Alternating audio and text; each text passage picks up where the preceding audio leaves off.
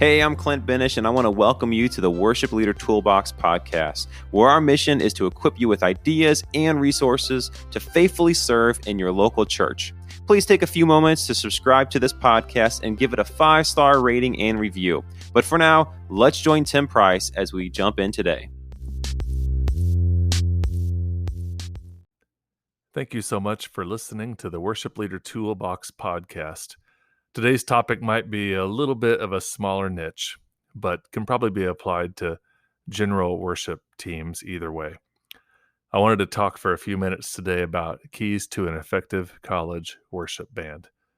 And when I think about a college worship band, I'm thinking about groups that are serving in a college ministry, a church on campus, or a college worship team that might be assembled to go serve for special events somewhere. And I know that during this summer pandemic July recording, that a lot of college ministry stuff may be up in the air, like everything else is this fall. But it's also a time to put focus and work on building the structures and what's needed to nurture a healthy ministry team or a worship band once you do get back to leading in college ministry. There are literally hundreds of college worship bands and hundreds of thousands of students who go off to college, play instruments, and wind up serving in Cru or Wesley Foundations or any number of other things like that. And here's some of the benefits that college worship bands have going for them. One is relationships. College students have a web of close relationships, and they can easily invite friends to join the ministry. And it's not always easy to find worship team members in those types of settings, but there's a good chance that somebody in your group actually knows someone else and will invite them along. There seems to be just a different kind of openness when you're talking about college students in terms of recruiting and pulling people together. And so that's a great benefit. Another amazing benefit is the close proximity together. College students are, for the most part, in one centralized area. And as they are, it is so much easier to pull off, worship times that may not be at normal times, late night or, whenever. And it's also easier to assemble times for rehearsing. I know people are still busy, but the traffic flow of students in and out of your space, it just makes it a little easier to get together and serve together and rehearse. Another benefit is the flexible schedules. And even though college students feel like they're busy and have way too much going on, it's actually, in reality, a pretty flexible life. And they're able to rehearse at odd times. They're able to meet together on a regular basis, and they pretty much can just text and connect and make it happen. A couple more of these benefits to college worship team, and one of them is authenticity. College students in worship are often really focused on seeking and just a desire to grow in faith. And a lot of times worship services don't last an hour, they're longer. And there's just a different kind of sense. And I know this changes from season to season, generation to generation, but even when I was a college student back 30 years ago now, it seemed like those worship times, which happened, 2 or 3 times a week, were just really sweet and long and meaningful and had an impact, and people's lives were literally transformed during those. And so, not to say that only happens when you're a student, it happens by God's Spirit and by God's grace and any age person, but there's something about the kind of the timeline and the heart of somebody who is in that student mode. And then the last one is simplicity. Looking back on it, college life really is quite simple in terms of what's going on. And it just adds a little bit of flair to your worship band when things are cut and dried. And the volunteers that are serving have a different kind of outlook when they're not tied down to a lot of life issues. Here's what college teams, worship teams, need from their leaders. And as a leader, here's how you can help develop a high quality and effective college worship band. Number one, teams need from their leaders is feedback. College worship bands need feedback because they're still learning. A leader, even if you're not a musician, you are an adult who can help shape this team in terms of music and in terms of selection, in terms of leadership in general, or in terms of just, their faith walks. When something works well, we bring it up and we encourage it. And when something doesn't work well, we share it quickly and lovingly and frankly. And we're all in this together. And worship ministry is a big part of any campus ministry, no matter the size or level of the organization. So feedback is important. The next thing is nudging. College worship bands often need someone to nudge them. Are people singing and engaging? Is the ministry growing? Is the worship effective? We might just need to invite them to use their gifts and to develop their gifts a little bit more, to be disciplined, to practice, to grow, or to be organized. And it's not just for the sake of your ministry right now. It's really for the sake of their lives 20 years from now. Sometimes those conversations are kind of tough when you're trying to nudge a student toward more effective leadership. But it really does become part of their story. And 20, 25 years, they're talking about the leader who was a part of their college ministry who helped challenge them to take it up a notch and to be more faithful and more engaging and to be more disciplined in growing in who God's calling them to be. The third thing the leader can do to help make an effective college worship band is to provide opportunities for training and growth. College worship bands need training.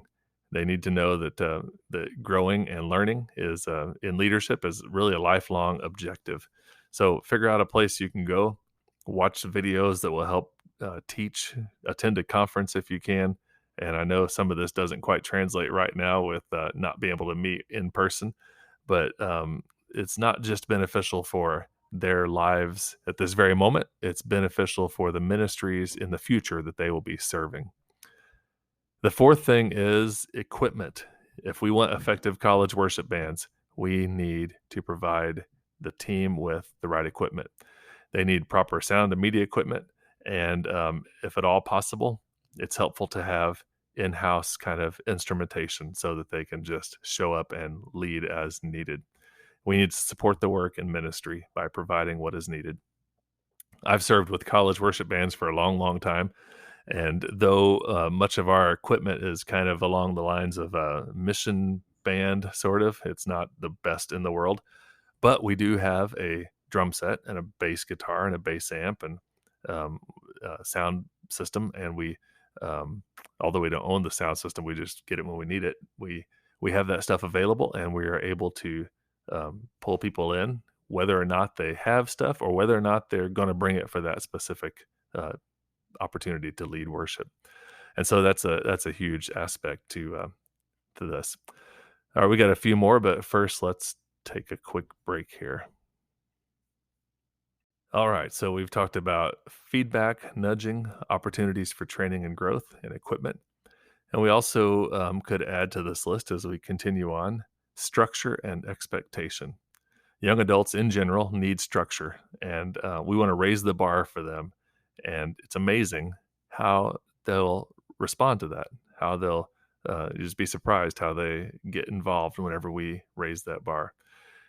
Another thing is that as far as structure goes, they need entry points to be clear so that they know how they can get involved. And we need to document that, even if it's really simple, even if it's just connect with the college ministry leader, or the steps or the email to send a note to start with. And if you don't have that documented, if it's not written down somewhere, how will they ever know that you need someone? And this idea of expectation can, it can really kind of shape how your college ministry team is. One of the benefits, which is another point down the road here, but another benefit is that college worship bands often, morph and change pretty rapidly each season, each semester, each year. And so expectation is important so that you can keep that going as people change. Number 6, a leader needs to have a passion for reproducing leaders. College worship bands by nature are seasonal, like we just talked about. And so developing leaders is huge. So how can we develop leaders? How can we invite people to participate? What is our system for replacing members of the worship team? We need to build that culture into our ministry, and some of that might just be the nature of understanding that we need people, and just going big, asking people that and having students invite their friends. I know that I've reflected on the past that as a guitar playing worship leader, it often has been harder for me to assemble bands in certain settings than it has been for my non-musician ministry friends. So back in youth pastor days, I would I would hardly ever have a youth band because it was just a little bit too easy for me to pull my guitar out and make it happen. It wasn't an urgent need for me to find musicians.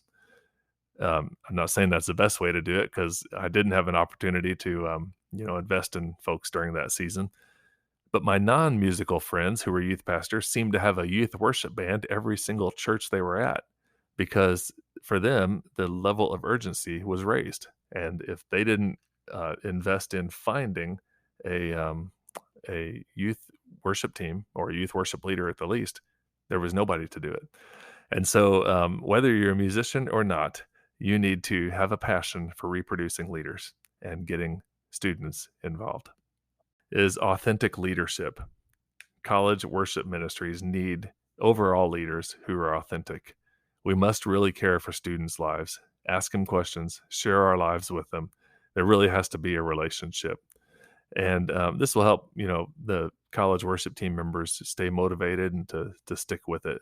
In many cases, when there isn't any money or very little money involved, they need access to you and to be connected to you. And I know from experience as being a college student who was a worship leader, I had access and maybe a little even more so access to the chaplain, the ministry leader of the whole organization, because we would plan and talk, and he saw me as one of the key leaders. And that relationship was life forming, and it has been ever since. And so I appreciate Phil and his work back in those days. And authentic leadership also kind of goes to our desire to invite students to walk the road of faith. Now, we could have a whole podcast on this. I know that some people treat the worship team as a place where evangelism happens. You pull in somebody who just loves drums, and in the process of serving in a Christian ministry and being involved in those worship settings, they eventually play drums and love Jesus, and it kind of is life transforming for them. I know other ministries who say, no, we're going to vet people and make sure that they're walking a road of faith and that there's integrity here as they're helping to lead in worship. And we could talk all day about that. It could go either way, and I've heard great stories on both fronts. But I do know that we have to invite students to follow Jesus. And just because they're serving in the worship team, they still have sometimes we just put the worship team on such a high pedestal that we forget that we need to help them to know and to grow as disciples. And so always inviting and always inviting them to be authentic leaders, not just playing music. And then the last key to an effective college worship band is a ministry focused on Jesus.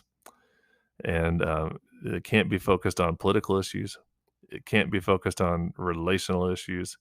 It really can't even be focused on outreach issues, although any number of those things and different times are important. And Christians aren't supposed to put their head in the sand and just, give up on what's going on around them in the world. But at the top of the list, the umbrella over all that will happen in a college worship ministry and ministry in general, we must be focused on Jesus.